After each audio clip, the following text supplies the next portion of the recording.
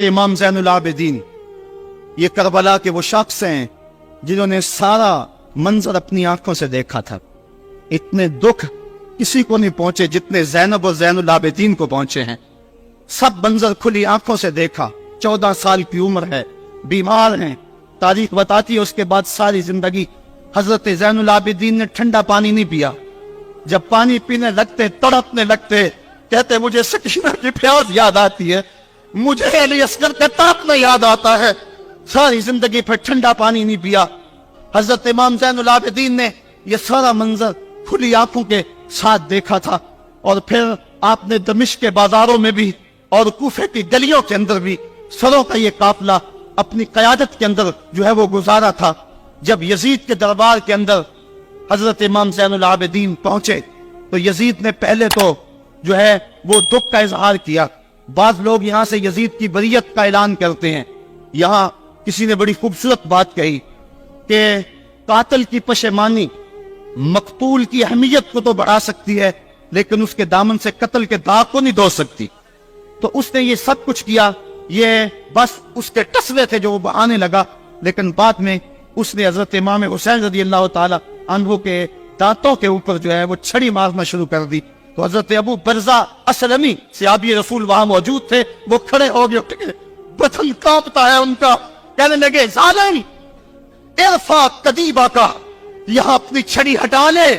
मैंने अपनी इन आंखों से देखा है कि कान रसूलुल्लाह सल्लल्लाहु अलैहि वसल्लम यल से मोह, हुजूर ने इन होठों को खुद चूमा है। तो यह कह के आप दरबार से निकल गए और रोते थे, आपके बदन पे कपनी भी तारी थी। बाद में यजीद ने कहा हजरत गलती हो गई और ये मैं नहीं चाहता था, बताएं आपकी कोई शर्त हो। तो आपने फरमाया मेरी 4 बातें मान लो। उन 4 बातों में एक बात यह थी कि सरे हुसैन और सरे शहीदा हमारे सुपुर्द कर दो ताकि हम करबला जाके इनकी तदफीन कर सके। दूसरी ये था कि हमें मदीना हफाजत से पहुंचा दो। तीसरी शर्त यह थी मुझे जो है वो जुमे का खुतबा देने की इजाजत दो आज दमिश्क जामे मस्जिद के अंदर। चौथी बात आपने ये फरमाई कि कातिलाने हुसैन जो है वो मेरे सुपुर्द करो। उसने कहा कौन है कातिल हुसैन का? लोगों ने कहा खोली है। खोली ने कहा मैंने कत्ल नहीं किया, ये सनान बिन अंस नखी ने किया है। सनान बिन अंस नखी को कहा हाँ तू बता। कहने लगा मैं कत्ल क्यों करना था, ये तो शिमर जिल जोशन ने किया है। शिमर जिल जोशन को कहा तू बता। कहने लगा मैंने कत्ल नहीं किया, मेरा कौन सा हुसैन ने कुछ बगाड़ा था, कत्ल उसने किया है जिसकी हुकूमत को खतरा था। तो ये है वो है कातिल हुसैन का। अब यजीद कहने लगा तुम्हारी ये शर्त तो मैं पूरी नहीं कर सकता, ये बात तो पूरी नहीं कर सकता, अब खुतबा दे लो। अब हजरत इमाम ज़ैनुल आबिदीन खुतबा देने के लिए खड़े हुए। खताबत तो इस घर की लौंडी है, जब ये बोलते हैं तो हिकमत के मोती दौलते हैं। जो ही इमाम ज़ैनुल आबिदीन खड़े हुए, 14 साल उम्र है और दमिश्क की जामे मस्जिद है। यजीद भी बैठा था, यानी सल्तनत भी थे, अवाम का भी हुजूम था। जब आपने खुतबा शुरू किया लोग ज़ारों के तार रोने लगे और आपने अहले बैत के मनाक़िब जब लोगों के सामने रखे तो यजीद घबरा गया कि कहीं लोग मेरे गिरेबान तक न पहुंचे। उसने मुअज्जिन को इशारा किया जल्दी जल्दी अज़ान पढ़ो। तो जब उसने कहा अल्लाह अकबर अल्लाह अकबर, तो हजरत शहजादा ज़ैनुल आबिदीन ने कहा कि इसके अंदर कोई शक नहीं कि अल्लाह सबसे बड़ा है। जब शहादतैन का कहा अशहदु अल्ला इलाहा इल्लल्लाह, हजरत इमाम ज़ैनुल आबिदीन ने इसके जवाब के अंदर कहा हाँ हाँ अल्लाह के अलावा कोई मौजूद नहीं है, इसकी गवाही हमने खून से दी है, हमने अपने लहू से दी है इसकी गवाही। और फिर उसके बाद जब अशहदु अन्ना मुहम्मद रसूलुल्लाह पे लफ्ज़ आए तो हजरत इमाम ज़ैनुल आबिदीन ने कहा यजीद देख अब अजान के अंदर तेरे नाने का नाम है या मेरे नाने का नाम है? आज भी मिंबर पे मेरे नाने का नाम है।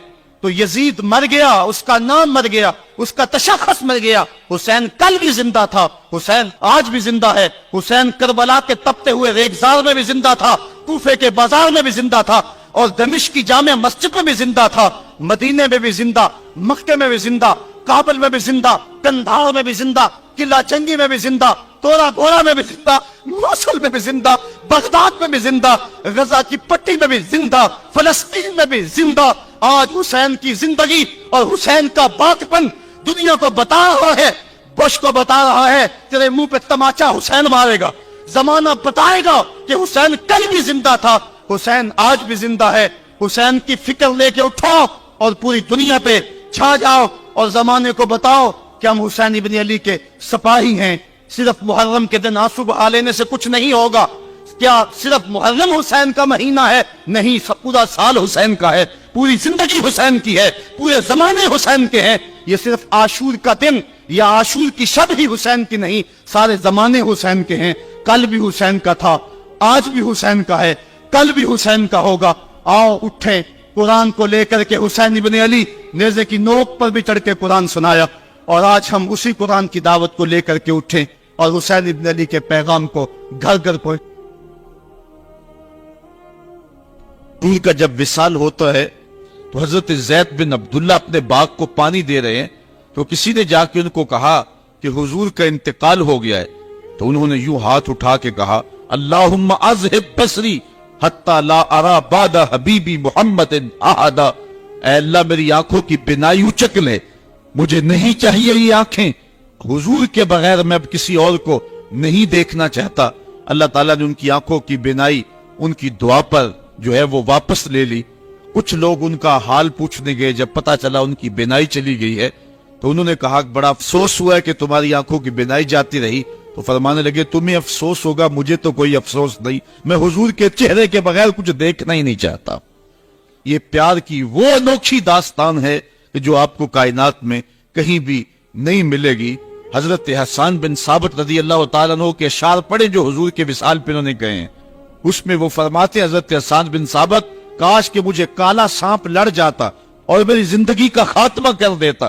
سیدہ فاطمہ کہتی ہیں صبت علیہ مصائب لو انہا صبت علی الایام سرنا لیالیا، کہ میرے اوپر وہ مصیبتوں کے پہاڑ ٹوٹ پڑے ہیں، اگر وہ مصیبتیں جو ہے وہ روشن پر پڑتی تو وہ بھی سیاہ راتیں بن کے رہ جاتی۔ تو یہ محبتوں کی کیفیت، انسان تو انسان رہے۔ وہ غضبہ نامی اونٹنی جس پہ حضور سواری کیا کرتے تھے تو وہ حضرت سیدہ فاطمہ کی دہلیز پہ سر رکھ کے باقاعدہ آنسو بہایا کرتی تھی۔ وہ یافور نامی حضور کا دراز گوش قبیلہ بنو سلیم کے کنویں میں چھلانگ لگا کے اپنا خاتمہ کر لیتا ہے، جب حضور چلے گئے ہیں تو ہم نے جی کے کیا لینا ہے۔ حضرت امام احمد بن حنبل نے اپنی مستد کے اندر لکھا ہے کہ حضور کے گھر میں ایک چھوٹا سا ممولہ تھا، جب حضور گھر آتے تو وہ کسی گوشے میں بیٹھ کے حضور کو دیکھتا رہتا، اور آقا کریم علیہ السلام جب گھر سے چلے جاتے اس طرح تو وہ مضطرب ہو جاتا، کبھی چارپائی پہ آ جاتا، کبھی چھت پہ، کبھی نیچے، کبھی دائیں، کبھی اوپر۔ جب آقا کریم علیہ السلام دوبارہ گھر آتے فساکانہ تو اس کے دکھی دل کو قرار آ جاتا۔ اور اگر محبتوں کی کہانیاں اور الفتوں کی دل آویز داستان کو چھیڑنے لگوں تو میں تمہیں ایک ایسی البیلی اور انوکھی کہانی سناؤں گا جس کو حضرت امام بخاری نے اپنی صحیح سند کے ساتھ روایت کیا ہے کہ مسجد نبوی کا ماحول ہے۔ آقا کریم علیہ السلام منبر پہ جلوہ فراز ہوئے، ابھی خطبے کا آغاز ہی ہوا ہے کہ ایک جانب سے سسکیوں کی آواز آنے لگی، کوئی پھوٹ پھوٹ کے رو رہا ہے۔ صحابہ دائیں بائیں دیکھتے ہیں، رونے والا نظر نہیں آتا، اور رونے والا اس درد سے روتا ہے کہ سینوں کے اندر کلیجے پھٹتے دکھائی دیتے ہیں۔ اس کے لہجے میں گداز اتنا ہے اور درد اتنا ہے کہ صحابہ دائیں بائیں دیکھتے ہیں، رونے والا نظر بھی نہیں آتا، لیکن اس کے رونے کی ہچکیاں اور سسکیاں زورا گداز ہیں، کلیجہ پگھلا دینے والی ہیں۔ اللہ اکبر۔ فنزل النبی صلی اللہ علیہ وسلم عن المنبر، حضور منبر سے نیچے اترے۔ آج پہلا دن تھا کہ حضور کے لیے منبر بنا تھا، حضور منبر پر بیٹھے تھے۔ پہلے کھجور کے ایک تنے کے ساتھ ٹیک لگا کے حضور واز کیا کرتے تھے، آج منبر بنا تو اس کو ایک سمت رکھ دیا گیا۔ رونے والا یہ وہ خشک تنا تھا جو حضور علیہ السلام کی جدائی کے اندر تڑپ رہا تھا۔ اس تنے حنانہ در ہجر رسول زارمی نالت چوں اربا پہ عقول، رومی کہتے ہیں کہ اس تنے حنانہ عاقل لوگوں کی طرح سسکیاں لے کے رو رہا ہے۔ آقا کریم علیہ السلام آئے اور اس تنے کو حضور نے اپنی باہوں میں لے لیا۔ جس طرح کوئی بچہ بچھڑا ہوا ماں کی گود میں آ جائے تو اس کی گھگی بند جاتی ہے، اس طرح اس کی گھگی بند گئی اور آقا کریم اس کے اوپر اپنا ہاتھ پھیرتے رہے، اور بتدریج اس کی سسکیاں اور اس کا رونا کم ہوتا رہا۔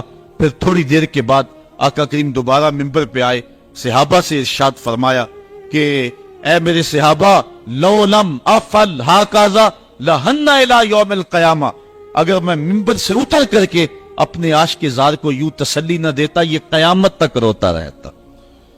حضرت امام محمد بن سیرین ایک بزرگ ہوئے ہیں، آپ فرمایا کرتے تھے کہ جب حضور کی محبت کا عالم یہ ہے کہ خشک لکڑیوں کو بھی جدائی برداشت نہیں ہے، تو حضور علیہ السلام کے جو غلام ہیں پھر ان کی محبت کا عالم کیا ہوگا۔ کربلا کے میدان میں حضرت امام حسین کے پاس ایک شکی آیا اور بڑی دیدہ دہانی سے کہنے لگا کہ دیکھو فرات کی نہر، اس کی لہریں اور اس کی موجیں اپنی پوری روانی کے ساتھ بہ رہی ہیں اور تمہیں ایک گھونٹ بھی نہیں ملے گا۔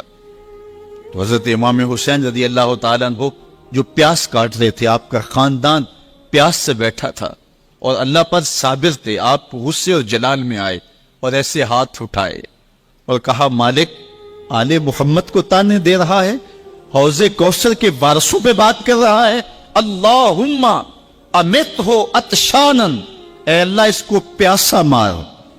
بس یہ لفظ زبان سے نکلنے تھے کہ اس کا گھوڑا بدکا اور رکاب میں اس کا پاؤں پھنسا اور وہ چیختا روتا رہا اور پانی پانی پکارتا رہا اور اس حالت کے اندر مر گیا۔ اگر ان کے ہاتھ اٹھ جاتے تو وہاں اس امتحان گاہ میں کوئی راستہ نکل سکتا تھا، لیکن حضرت امام حسین رضی اللہ تعالیٰ عنہ نے کوئی راستہ نہیں لیا، کوئی کمپرومائز نہیں کیا۔ آپ نے فرمایا کہ ایک ہی بات ہے کہ میں یزید کے ہاتھوں میں ہاتھ نہیں دوں گا۔ یزید کا اصرار یہ تھا کہ تم میری بیعت کر لو، میں تمہیں سب کچھ دوں گا۔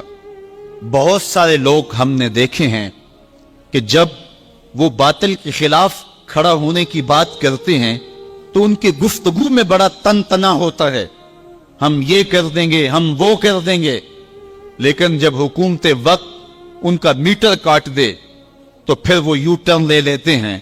وہ اتنی تکلیف بھی گوارا نہیں کرتے جو چمک چمک کے بات کر رہے ہوتے ہیں۔ میں سلام نہ کر لوں، بیٹوں کی گردنیں کاٹ دی گئی، حسین نے پھر بھی یو ٹرن نہیں لیا ہے، حسین نے پھر بھی راستہ تبدیل نہیں کیا ہے، استقامت کا کوہ گرا بنے رہے۔ اور اس امتحان گاہ میں حضرت امام حسین رضی اللہ تعالیٰ عنہ نے جس پامردی کے ساتھ، جس جرأت کے ساتھ قیام کیا، وہ تاریخ کا ایک انوکھا باب ہے۔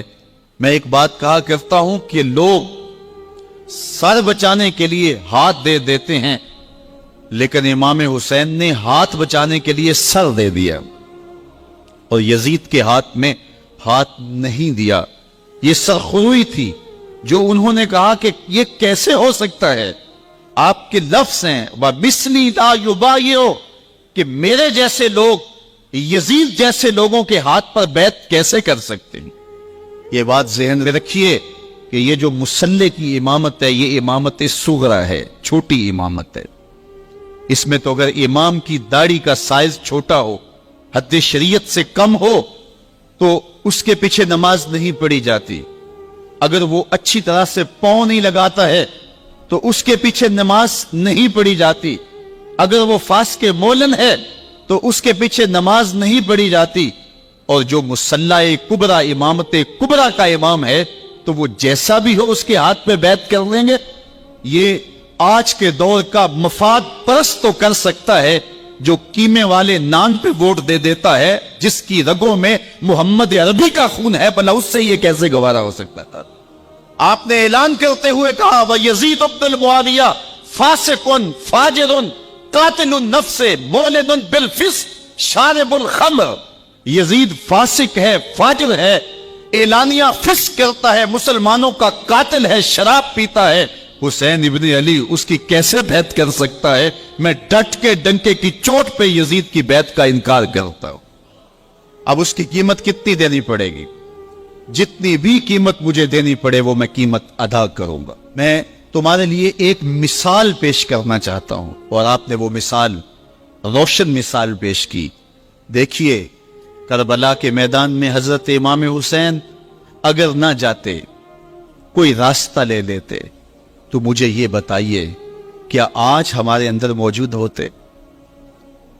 موت تو برحق ہے، لیکن آپ نے وہ راستہ اختیار کیا جو موت کا نہیں تھا، حیات کا تھا۔ حضرت امام حسین رضی اللہ تعالیٰ عنہ سرخرو ہوئے، وہ کامیاب ہوئے، وہ بامراد ہوئے، سب کچھ لٹا کر کے بھی پھر بھی حسین آج زندہ ہے، اور یزید کا نام سوائے دشنام کے باقی نہیں ہے۔ یہ شروع سے پیغمبر حسن و جمال حضور علیہ السلام کی توہین و تنقیص کو شعار زندگی رکھتے ہیں۔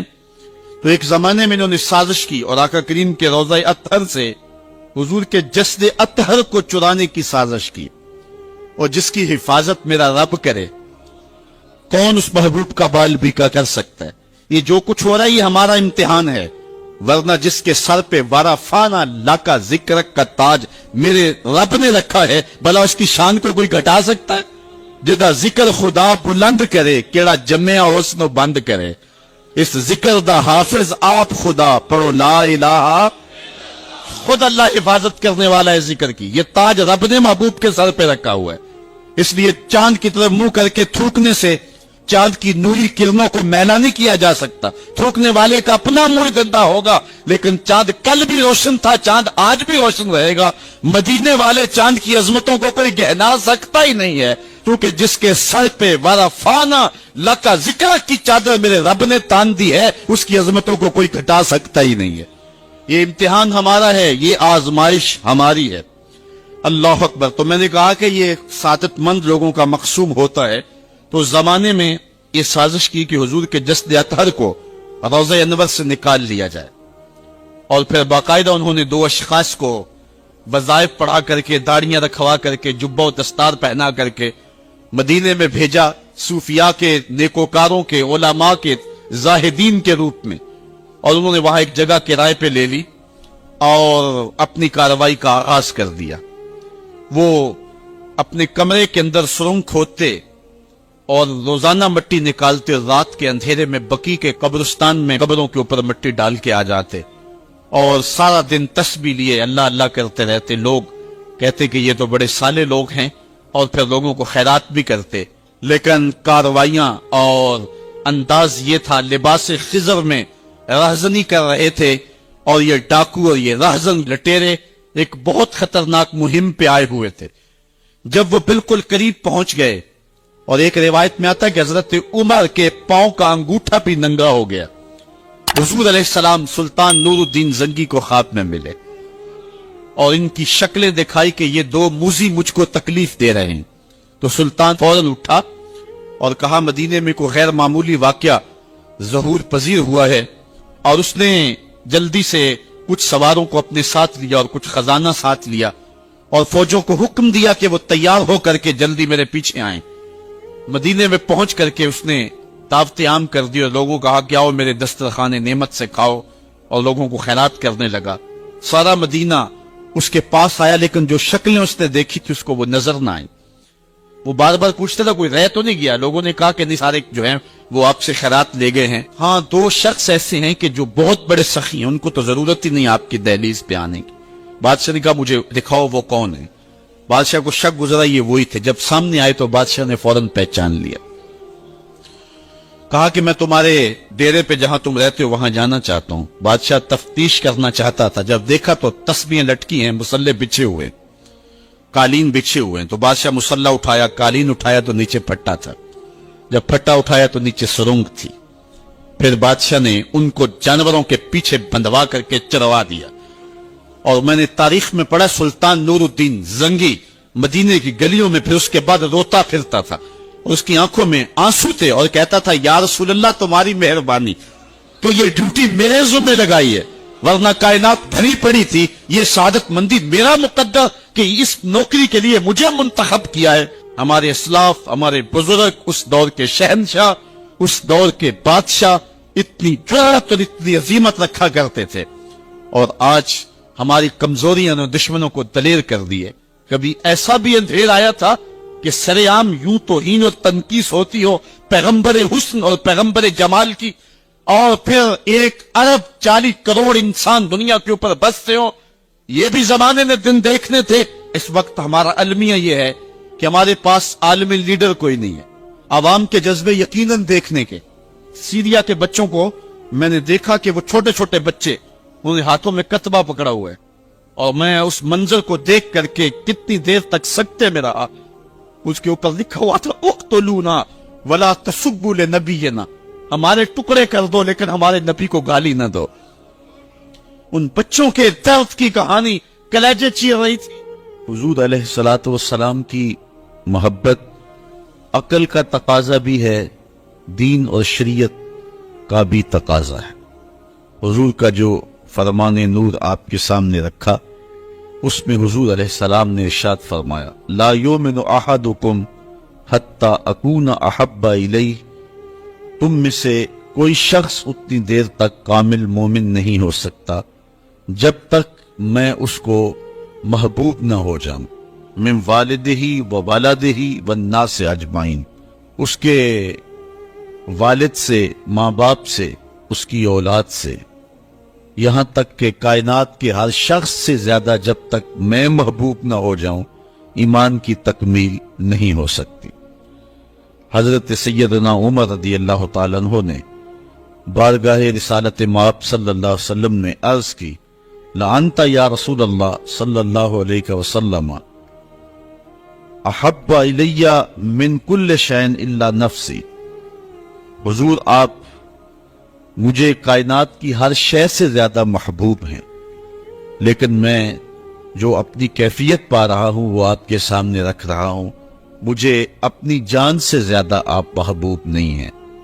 تو حضور نے ارشاد فرمایا لا والذی نفسی بیدہ حتی اکون احب الیک من نفسک، عمر مجھے قسم ہے اس ذات کی جس کے قبضے میں میری جان ہے، اتنی دیر تک تمہارا ایمان مکمل نہیں ہوگا جب تک سب سے زیادہ میں محبوب نہ ہو جاؤں.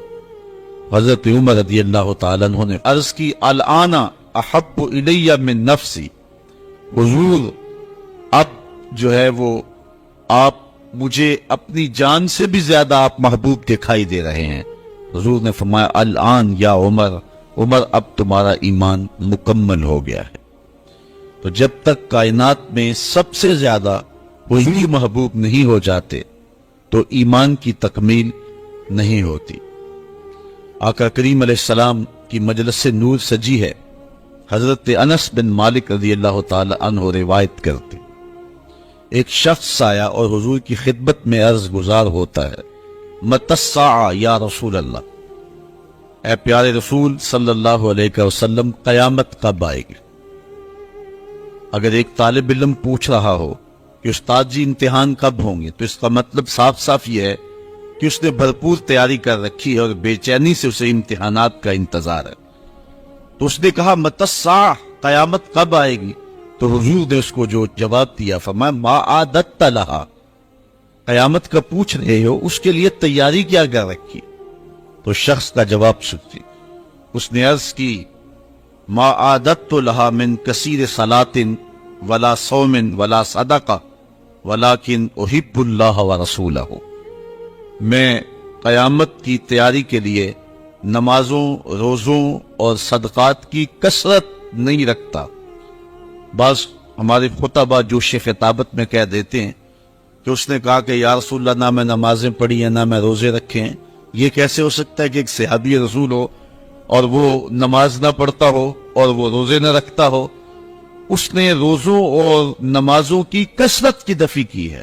لفظ جو حدیث کے ہیں وہ یہ ہیں، اس نے کہا ما عادت لہا من کثیر صلاۃ ولا صوم ولا صدقہ، میرے پاس نمازوں اور روزوں اور صدقے کی کثرت نہیں ہے.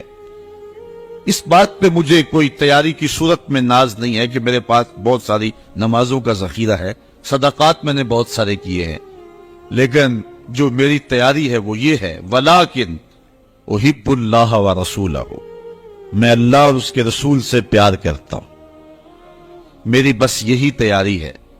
تو اس جواب پر حضور علیہ السلام نے جو ارشاد فرمایا وہ سننے کے قابل ہے. آقا کریم علیہ السلام نے ارشاد فرمایا انت مع من احببت، تو جس کے ساتھ محبت کرتا ہے اسی کے ساتھ ہوگا. فرماتے ہیں کہ پھر ہماری خوشی کی انتہا نہ رہی اور ایمان لانے کے بعد صحابہ سب سے زیادہ اگر کسی قول پہ خوش ہوئے ہیں، کسی بات پہ بہت زیادہ انہیں فرحت ہوئی ہے تو وہ اس بات پہ فرحت ہوئی ہے انت مع من احببت، تو اس کے ساتھ ہوگا جس کے ساتھ تو محبت کرتا ہے. حضور نے ارشاد فرمایا ان الرسالۃ والنبوۃ قد انقطعت رسالت اور نبوت اب ختم ہو گئی. فلا رسول آبادی ولا نبی آبادی، میرے بعد کوئی رسول بھی نہیں آئے گا، میرے بعد کوئی نبی بھی نہیں آئے گا. بہت سارے لوگ مختلف زمانوں کے اندر نبوت کے دعوے کرتے رہے اور اپنے انجام بد کو پہنچتے رہے، اور سب سے بڑا فتنہ جو پیدا ہوا وہ قادیان کا دجال مرزا قادیانی. پہلے تو اس نے یہ کہا کہ حضور علیہ السلام کے بعد نبوت کا اجرا ممکن نہیں ہے، اور اپنی ایک کتاب حمامت البشرا کے اندر اس نے کہا رب رحیم شان والے نے ہمارے نبی کا نام خاتم الانبیاء بغیر کسی استثناء کے رکھا ہے، اور ہمارے نبی نے لا نبی بعدی کے بیان سے اس کی تشریح کر دی ہے، جو طالب علموں کے لیے بالکل واضح ہے. یہ اس نے اپنی کتاب حمامت البشرا کے اندر لکھا. اس وقت تک اس کا پروگرام نہیں تھا کہ میں نے نبوت کا دعویٰ کرنا ہے. بعد میں آپ کی سیالکوٹ کی کچہری میں ہی وہ ملازم تھا، اور میں اگر تاریخ کے ابواب کھولوں تو بات لمبی ہو جائے گی. کچھ لوگوں کا انٹرویو ہوا، وہ کامیاب ٹھہرا، اور پھر اس نے پہلے راستہ ہموار کرنا شروع کیا، اور پھر ایک دن اس نے کہہ دیا کہ بعثنی اللہ علی راس المئۃ لأجدد الدین، اللہ نے مجھے صدی کے سر پہ مبعوث کیا ہے کہ میں دین کی تجدید کروں. مجدد بن بیٹھا. پھر کچھ وقت گزرا، اس نے کہا وَأَنَا الْمَسِيحُ الْمَوْعُودُ وَالْمَهْدِيُ الْمَوْعُودُ، میں مسیح موعود ہوں اور مہدی موعود ہوں. یہ حقیقت الوحی کے اندر اس نے لکھا، روحانی خزائن کے اندر موجود ہے. پھر ایک دن بدبخت نے کہا کہ منم مسیح زماں و منم کلیم خدا، منم محمد و احمد کے مجتبی باشد، استغفر اللہ لعنت اللہ علی الکاذبین. اس نے کہا میں ہی مسیح زماں ہوں، میں ہی کلیم خدا ہوں، اور معاذ اللہ استغفر اللہ میں ہی محمد ہوں، میں ہی احمد ہوں کہ جو مجتبی تھے. اور پھر بدبخت آگے بڑھا اور اس نے انبیاء کی توہین کی، ذات باری کی توحید کی، اور کہا بایعانی ربی، میرے رب نے میری بیعت کی ہے. معاذ اللہ استغفر اللہ. یہ روحانی خزائن کے صفحہ نمبر 227 پہ اس نے لکھا. اور پھر کہنے لگا میرے رب نے مجھے وحی کی ہے، انت منی بمنزلت اولادی، آپ میرے لیے میری اولاد کی جگہ ہیں. استغفر اللہ علی ذالک.